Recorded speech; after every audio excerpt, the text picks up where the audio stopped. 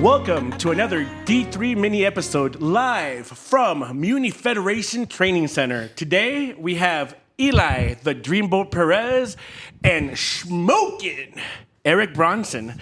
Now we're here today because when I was a young, small child, I liked wrestling a lot, man. Oh, yeah. And I kind of stopped watching. And then during what do you call that? The pandemic. You remember that? Oh yeah. Unfortunately, I do. That was a crazy time. It But sure during was. the pandemic, I got back into it and I really started enjoying it again.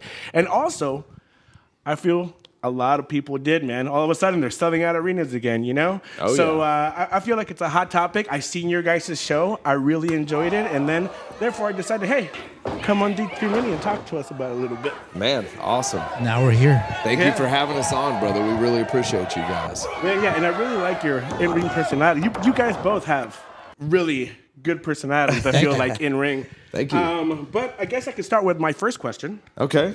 Hey, I don't know if you guys noticed, but I have official D3 Minute cards. Get yours now. Get yours now. At the merch table. And what does pro wrestling mean to you? To me, If we can start with what you. doesn't it mean to me? No, but for real, it's like an art. It's like asking a musician, what does music mean to them? For me, it's an outlet, a way to express myself. I feel like I'd be extra crazy if I didn't have this way to let myself let it out in some way. So, Yeah, and I mean, to do this, you have to be some type of crazy because we all are. But what wrestling means to me is, it's funny you mentioned the pandemic because I hear a lot of people say they used to be wrestling fans, and that's kind of what we're trying to change here. But I started training right before the pandemic, and it was on and off, and it was just kind of hard to have shows and everything. And I actually debuted during the pandemic and during an ice storm and all this crazy stuff because a lot of people weren't able to travel. But wrestling just means the world to me, man, if I can sum it up in one thing. Yeah, man. See, I feel like if my parents were a little bit more supportive of my wrestling rooms, which I guess not many parents are, right? Like, no, you're going to get hurt. Don't do that. Yeah. Oh, dude. Like, the way I really got into wrestling is growing up as a kid, my grandma watched wrestling. Yeah. And when she'd watch me as a kid, we'd have wrestling on the TV. And, of course, me and my brother, we'd try and wrestle each other. And when we'd get home, we'd break furniture. And, of course, my mom was not exactly super happy about that stuff. So, yeah, and then I remember at one point we used to have like a mattress in my friend's backyard and we would wrestle for the hardcore title. Of course. Dude. you still have it too. He's the longest reigning backyard hardcore champion To this day. of California. To this day. But what got you started? oh, it's funny you say, like your parents not being supportive and all. I actually didn't tell my parents. I invited them to my debut show. So, and that was in front of like 3,000 or 4,000 people. So what a way to debut and what a way to tell my parents about it. So, Man, that's crazy that you didn't tell your parents. I was going to say, how does this happen? How does the Dreamboat Eli Perez meet Eric Smokin Bronson? well, it's funny you say that too. You want to tell them the story how we met? Well, years ago, I was at work, and a friend of mine asked me if I was going to a wrestling show here in Springdale, and I was like, what are you talking about? I was only aware of the big leagues, right? I didn't know anything about indie wrestling, and so I went to a show down in Fayetteville and ran into this guy after the show was over. The crowd cleared out, and I was like, hey, bro, you think I can get in the ring and take my picture? And he was like, yeah. As long as you take your shoes off. And I was like, pew, smoke cloud. I was already up on the turnbuckle posing and taking pictures. So, yeah. Here I am making dreams happen. So is me having shoes on the ring right now getting you a little upset? Very disrespectful, Yeah, my Miggs. bad. I mean, just totally disrespectful up here. You guys meet during that, and how does that go from I'm going to train you to let's start a gym? Well, like... Well, that was like 4 or 5 years ago. When Well, that no, very six. started. It was 6 years ago, Gosh. actually. And I would go to the shows. He was already training at the time, and he would always try and persuade me, hey, man, come train with us. Come train with us. And I was like, no, I can't do that stuff, bro. It's not for me. I'm too beat up. But he talked me into it. I came and checked practice out one day, and, all these years later, we've been through the business. a lot of different places, a lot of different drama. The business is pretty crazy. I mean, there's a lot of carny, wild people in there. So we kind of got sick of it all and decided, to start a mutiny against the whole wrestling business in general. And yeah, I mean, for like us starting this, I wish someone had this around when I was a kid. And there's probably some kid out there that really wants to. So now they have a place to go. Dude, I mean, even I'm thinking about joining something like this because I'm like, I don't want to run in a treadmill. It's a great workout. Yeah, He does. We have a guy that trains with us, and he goes through 3 or 4 shirts, just soaking wet. Soaking wet? Yeah, brings a towel. Yeah, Yep. Soaking wet. and that's before we get in the ring. Okay, Just warming up. That's cool, man. Is there any kind of like special requirements that you guys have to join? I mean, wouldn't really say special requirements, but, of course, if you're under 18, you'd have to have parental consent. And a lot of people will bring their parents with them if they're not 18. We even have some of our college students, their parents will come by and check out the school. But as far as requirements go, just come in with a positive attitude, be willing to learn, be coachable. Just know that it's not going to be easy. It's going to be a challenge. And, be willing to challenge yourself really is the only requirements I have. I mean, yeah, and like you were talking about earlier, what's wrestling mean to you? Wrestling can mean a lot to everybody. So we have a good group of people here, and we're all friends. We all hang out. Time flies when we're in here. So I mean, there is no requirement other than to show up and try hard. So Does it hurt? Oh yeah, my neck is killing me. I'm like looking forward and I'm trying not to be rude because if I turn towards you, it's like, So, yeah. I thought it was just like very intimidating. Knock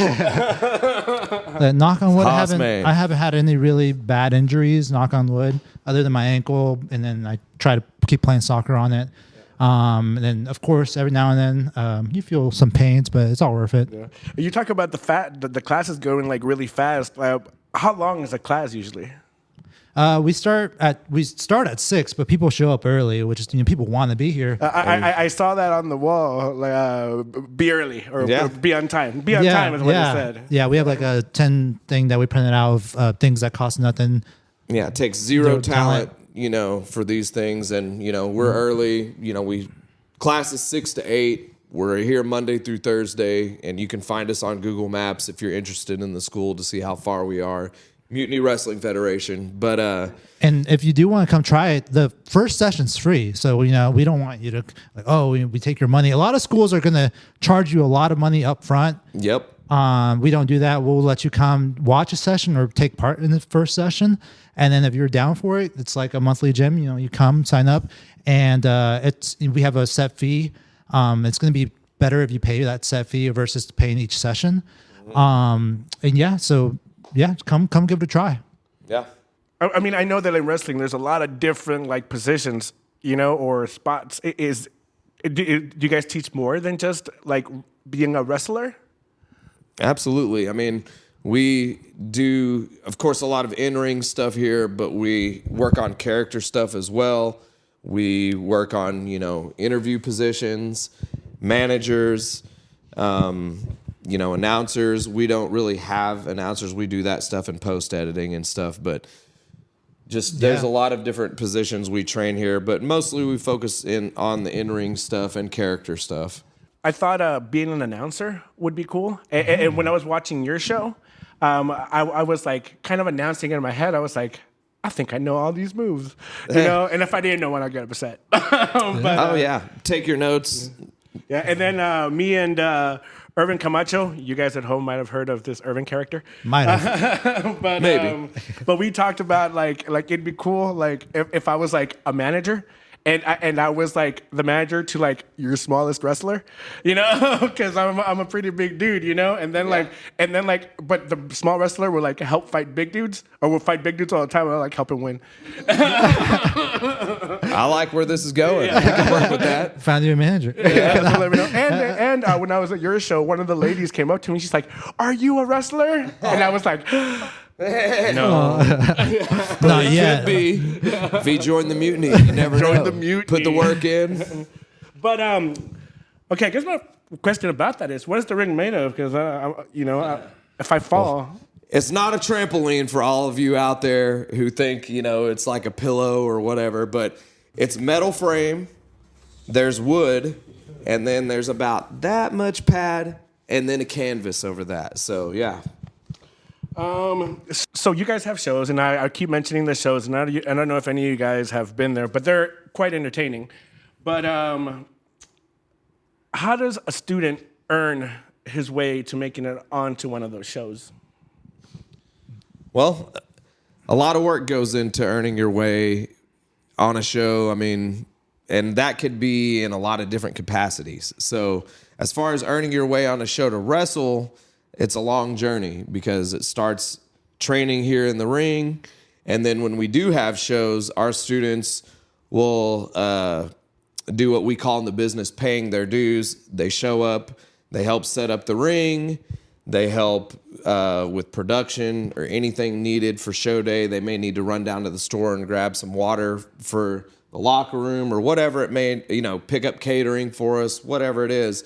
And there's a lot of ins and outs of earning it into the business, but then, you also have to earn it in the ring. You have to come train consistently and improve when you're here training. And that's not just physically, but also mentally. A lot of this business is mental as well because you have to be prepared up here. So yeah, there's just a lot of preparation, a lot of training, a lot of work that goes into it. And you do have to earn it to get into the ring. Well, I like how you asked about earning it because it is earning it. Because our students don't know, and even the fans, if they saw our last show, they might think all independent shows are like that. Not a lot of independent shows have the nicest venues or draw the biggest crowds. We've been fortunate. Our first show had about 300 people. The show at the Medium did really well also, and we just want to keep that momentum growing. So it is a spot because you have to earn it because a lot of people want to be on these shows. Yeah. So kind of like a Broadway play, right? You have to earn it. Mm-hmm. Do you guys have backups in case? Oh, man, Like if somebody goes down, you guys have somebody ready to go? Card's subject to change. So, usually we have people booked on the shows and we have people that show up and have their, people that train with them or go on the road with them. But, things change all the time. And we have people messaging us all the time that are interested in working with us and, months out. So, yeah, we've always got a rotating door of people wanting to come in. Are these show family friendly? Oh, yeah, totally. Family friendly, bring the whole family. And one idea we've actually been kicking around is having some birthday parties here at the training center to where, we have cake, pizza, watch some wrestling, and it culminates with the match right here in the ring for the whole family to enjoy, friends, of course, as well. But, yeah, family friendly totally, man. yeah, keeping the family friendly is important. Like we bring our own families there, so we want, I don't want someone cursing from my mama. Well, but that was one of the main reasons that we started Mutiny Wrestling Federation is because, we do travel to different states and to Canada for some of us over here. But, I would love to have a local promotion here that's family friendly that I can bring. I have little cousins, nieces, and nephews. I have uncles, aunts, everybody that comes to the show. And so that's one of the main reasons we started Mutiny Wrestling Federation. So because some venues do not want pro wrestling in their venue. They're like, oh, that's trashy. Yeah. That's grotesque. That's whatever. I'm like, no, this is different. This is different. give us a chance, man. Yeah. We don't have that reputation. So I also noticed Eli, the Dreamboat Perez. I saw him. What was it? An AEW. Oh yeah. I think. Wait, have I seen you twice in there? I've been on there twice. Yeah, once with the audience with the beer bottle. And then once as a security guard. Yes. Yeah. So that was cool. How does one get to do that? Is that? I'm guessing that's the same as earning. But is there anything? You know what? I wish I could tell you how to do that, but I didn't reach out to them, and they reached out to me. I don't know. They found me somehow, but I'm glad they did. One of them, I was on there with my tag partner Tino, so my first time. So it was like, not only do I get to do this cool experience, but I get to do it with one of my best friends. So that was awesome. We ate a lot of catering that day, and I learned from the first time to take the Tupperware that they have and stack and like keep some in your bags. I did not know that trick for the road, bro. And so I did that the second time for sure. Man, and everything paid for when you do something for one of those guys? I'm not sure if there's something that I signed that says. I'm not sure. Okay, I'm not sure how that works. I'm just gonna say, you get paid for your time. Yeah, for sure. All right, cool, man. That's interesting about AEW. Now, I think that's one of, besides WWE, that's probably one of the more elite ones. So tell me more about like some of the other shows, like do you have any crazy stories about anything? Because I mean, sometimes you guys go play in like high school, like I mean, the indies are different than being in the big leagues. Of course, some of the venues aren't the greatest. Some of the talent that you work with aren't the greatest, unfortunately. But that's one thing that we try and separate ourselves and bring in high quality talent. We go to nice venues. We think about what our fans are experiencing with their paying for a ticket. We want them to have a good experience all the way around. We want our locker room to be nice and just a positive locker room all the way around. And, we've been fortunate to have people in from bigger companies like TNA tell us that our locker rooms are just as nice, if not nicer, than what they're used to. And so, but then we have been to some other shows that aren't so great, and see, that's the ones I want to hear about.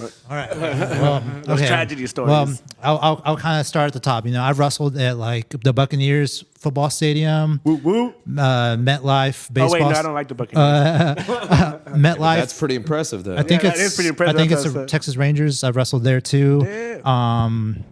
Here at Parsons Stadiums in the rodeo of the Ozarks, and then. But I have wrestled on Beale Street, which sounds cool. It does sound very sounds cool. Now it's at a bar. That also sounds cool. Yeah. But it was a very paper. small. It was a very small bar. Had 9 people there, and there was no AC, and there was mosquitoes everywhere. So I was getting eat up. Yeah. Oh man. But it was a fun show. It was a fun show. And you're there like in tights, no shirt, mosquitoes. Yeah. Well, my fun story about the indies was I wrestled at this promotion at the fairgrounds one time, and they decided to put me in a battle royal, which sounds fun, right? The Royal Rumble, but you don't want a 2-hour rumble on an indie show, okay? So I'm in there, we're wrestling around, and people say wrestling is fake or it's bad or something, whatever, right? Well, in my match, both of my biceps were torn. Oh, man. And I drove the truck with the trailer with the ring, so I had to wait until the show was over to tear down the ring. It was a rough night at the office. That was nasty. I've never seen someone's like biceps literally hanging off. It looked like jelly, like off his arms. It was here. gnarly. Oh, dude. I'm like, if that happened to me, I'd be crying. Dude. I was pretty upset about it. And I also got hit with a steel chair where I should have had stitches. But once we got the ring set up and about to hit the road, and I had to drive back, hauling the trailer about an hour or so, one of the guys came up to give me a side hug and busted my elbow back open. And I just looked at the dudes I was there with. I was like, bro, let's get out of here.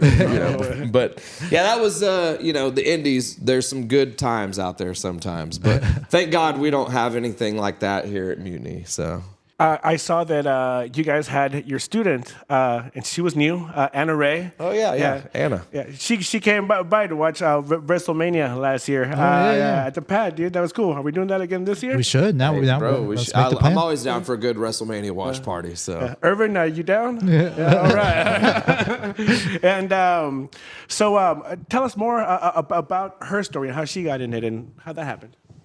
I believe she went to a Comic-Con and then saw Lita and Trish Stratus. Yep. And talked to them, and then she signed up for a school, and now that's where we met. I mean, she started training with us, and when we started this up, she came along with us, and she's been putting in a lot of work, in the ring, in the gym, and she's been honing her craft, and we thought, hey, it's a great time for her to make her debut, and we put her in there with the Bad Street Beauty, Miranda Gordy, And she's a second-generation wrestler. I don't know if you know Terry Bam Bam Gordy from the Fabulous Freebirds, but that was her dad. Oh. And so it was a great debut for her at the Medium. We had a great show that night. If someone's going to break you into the business, it's someone like that. That's one way to make it in. I mean, good Lord, what a way to make it. So, yeah. How long does it go from,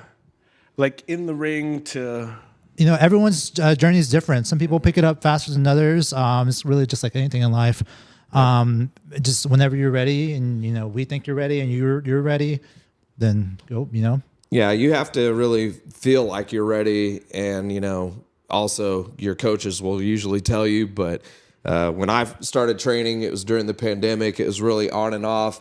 I had a lot of people pushing, hey, man, when are you going to get in there? When are you? And I felt like, you know, the bad guy. I'll wrestle when I'm ready, you know. But, I knew that I was going to be in front of my family and my friends, and I didn't want to make a fool out of myself or out of this business. And so I took it really seriously, and that's the way I feel like everybody should have their mindset about it. But my first official match was against Max Castellanos, and he's killing it down there in Texas. Yeah, with Booker T at Reality of Wrestling, and I mean, but when this guy faced straight up out of the gate, you know. And when I debuted, I literally knew nothing. I knew just how to bump, and how to get beat up.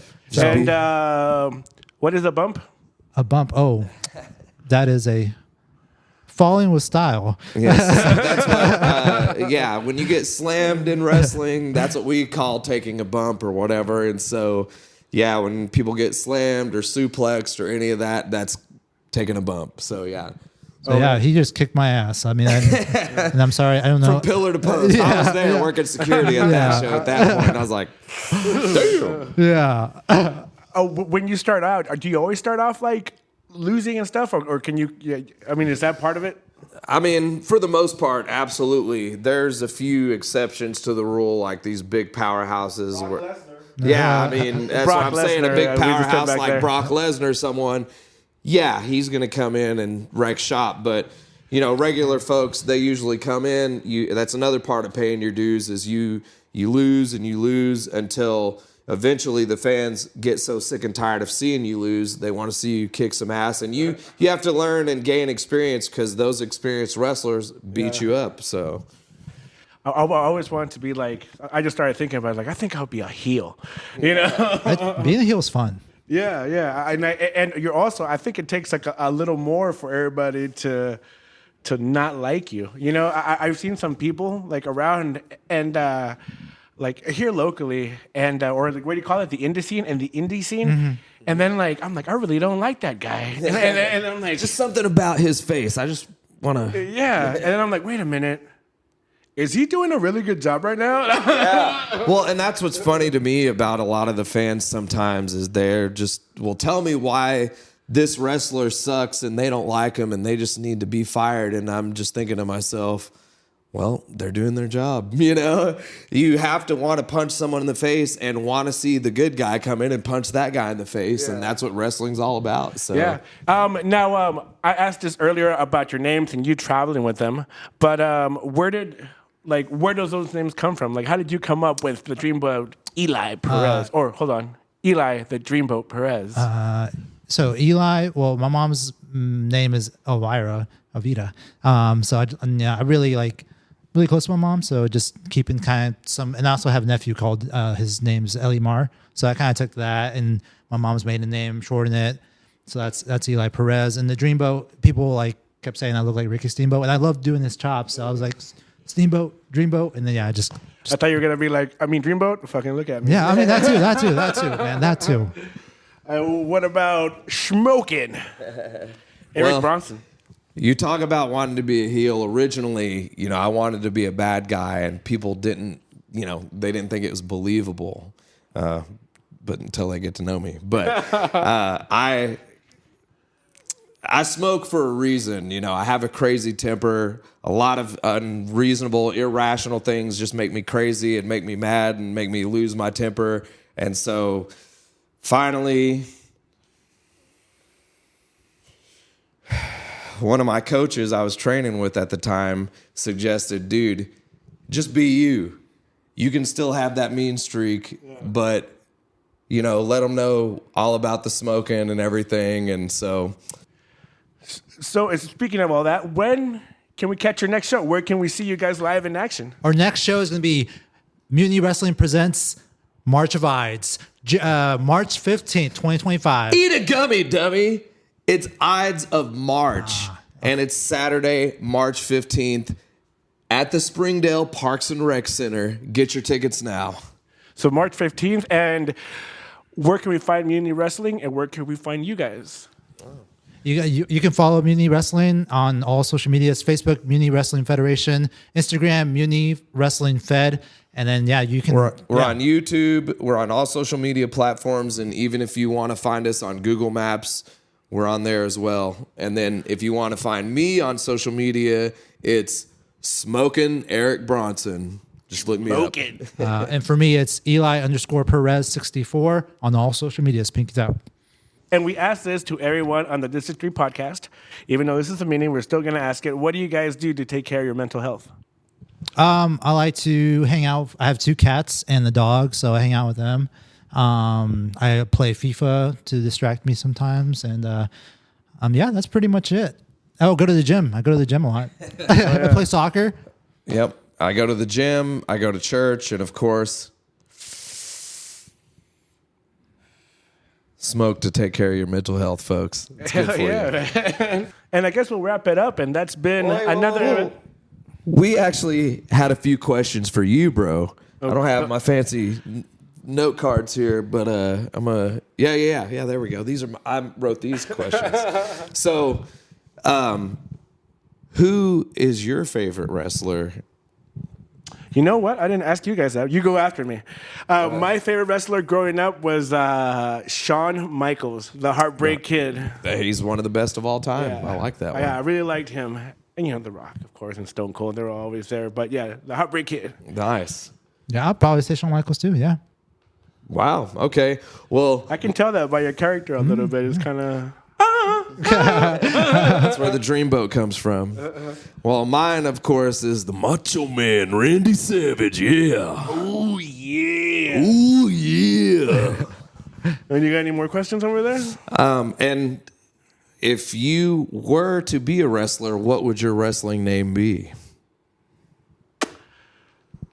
That's a fucking good one, bro. Yeah. Man, I don't know.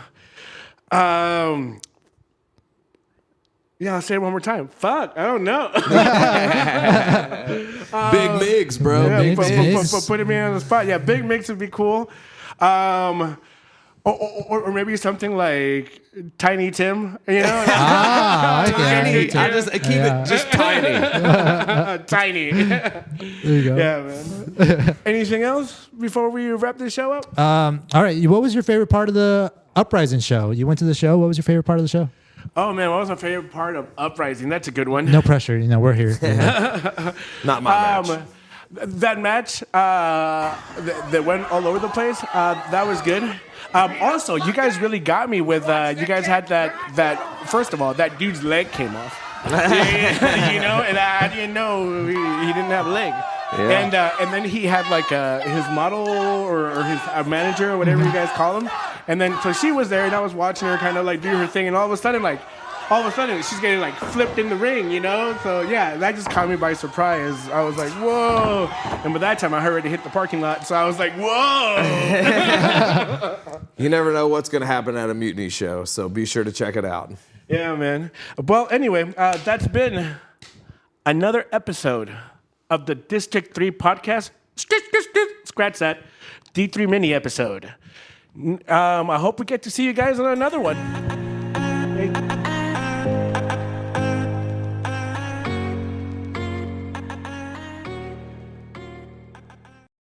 Hey, man, great interview, guys. Thanks for having us, man. Yeah, man. Talk to you forever. Dude, that was fucking awesome, bro. I just couldn't think of a lot of the questions that I wanted to.